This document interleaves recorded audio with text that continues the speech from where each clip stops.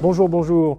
Si là, tout de suite, à brûle pour point dans Direct Live, je te cause de e-invoicing, de e-reporting, de B2B, de B2C, de UBL, de CII, tu vas crier aïe aïe aïe. Et très sincèrement, je serai d'accord ensemble toi.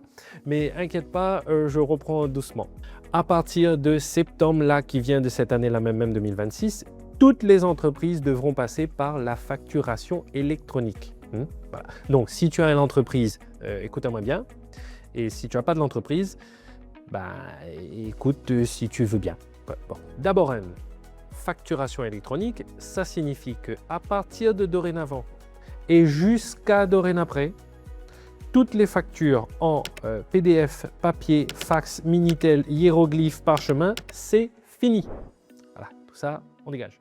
Septembre à partir, il faudra utiliser des formats intitulés FactureX, UBL, CII. Et surtout, il te faudra passer par une plateforme agréée pour traiter, recevoir, classer tes factures. C'est ce qu'on appelle le e-invoicing. Alors, évidemment, ça c'est si tu es une entreprise assujettie à la TVA basée en France qui travaille avec une autre entreprise basée en France assujettie à la TVA. Voilà. Si ce n'est pas le cas, c'est-à-dire si vous travaillez avec des entreprises que les basées dehors, ce que nous appelle le B2B, si vous vendez des services, si vos clients, les particuliers, si c'est des particuliers, mais je veux dire, ça c'est le B2C. Voilà. Là, dans ce cas-là, il faudra toujours utiliser la plateforme agréée ou PA, mais ce sera pour transmettre vos données aux services fiscaux. C'est pas si compliqué, si?